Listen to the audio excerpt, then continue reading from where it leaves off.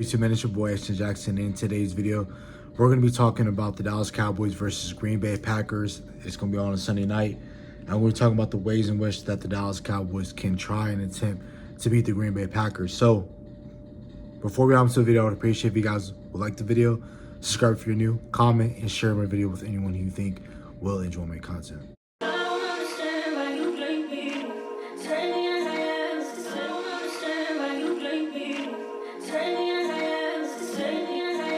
Going over the injury report for the Green Bay Packers. Mainly, they got a lot of people on the injury report, but something notable to look out for is that most of their offensive linemen are going to be out. Aaron Banks, their starting left guard, is going to be out. He's going to be doubtful. Their backup swing tackle, Anthony Belton, he's going to be out. And right tackle, Zach Tom, is going to be out with an oblique.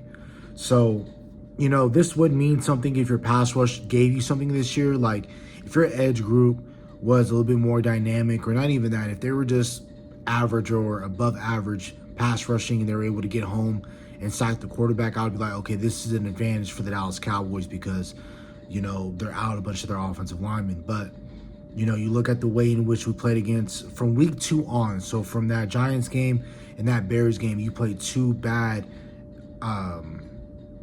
offensive linemen, in my opinion, or offensive lines in the league, and you weren't able to get home at all. Was very alarming for me in those 2 weeks. So I don't really have a whole lot of confidence that you're going to be able to get home against Jordan Love.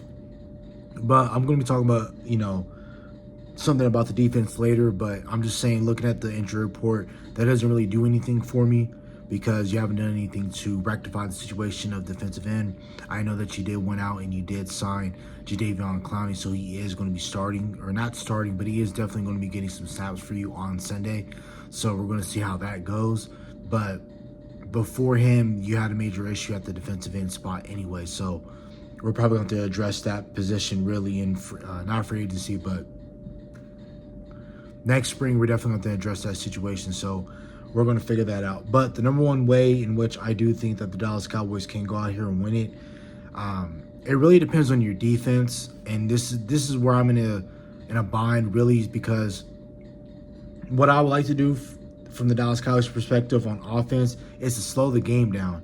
I want you to run the ball. I want you to convert on third downs. I need you to have those 12 to 15 play drives where it's just super long. You're there for, your control, time of possession. You end those drives in touchdowns, and you just have to force Jordan Love into them, to make mistakes.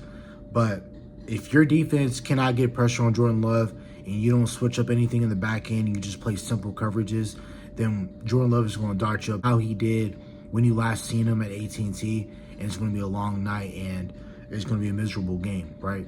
So what I want for you to do offensively is slow the game down. But if your defense can't slow the game down, we might have to pick up the tempo and might have to just, we might just have to go out there and score 30. So it really does depend how well does your defense play.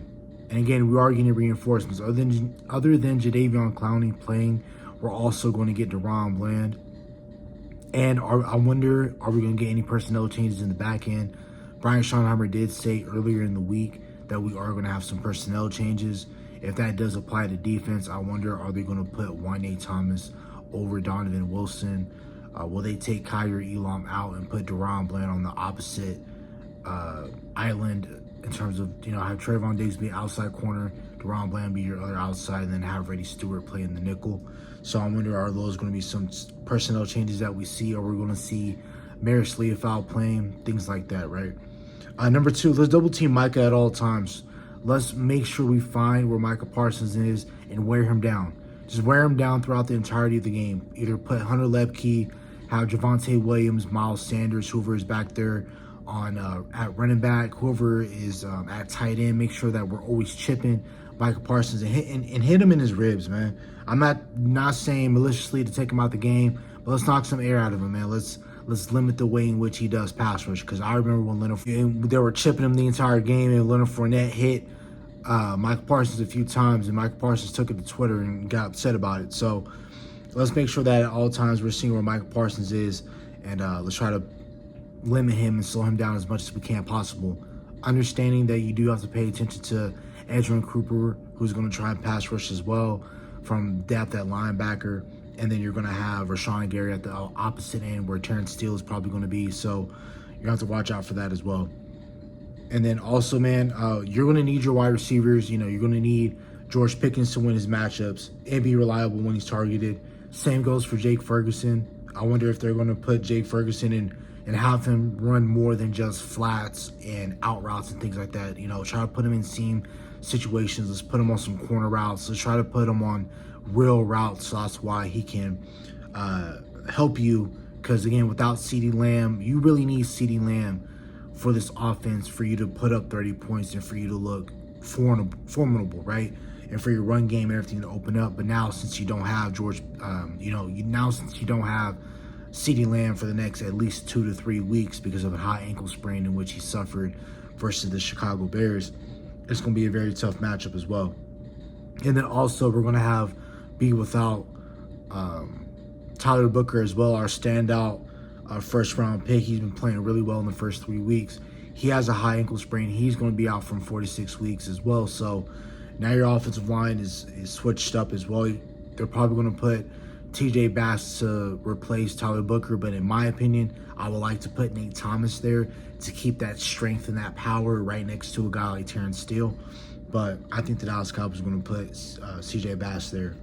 And also from an offensive standpoint, man, you cannot turn the ball over. You have to be perfect offensively. That's just where we are. Just the way in which your defense has been playing the past 2 weeks, you cannot turn the ball over. Because if you do, you're going to put yourself in unmarked territory, and you're just going to put yourself in a losing situation if you turn the ball over. So offensively, we have to play a clean game. Defensively, you have to be aggressive. You have to dial up Jordan Love.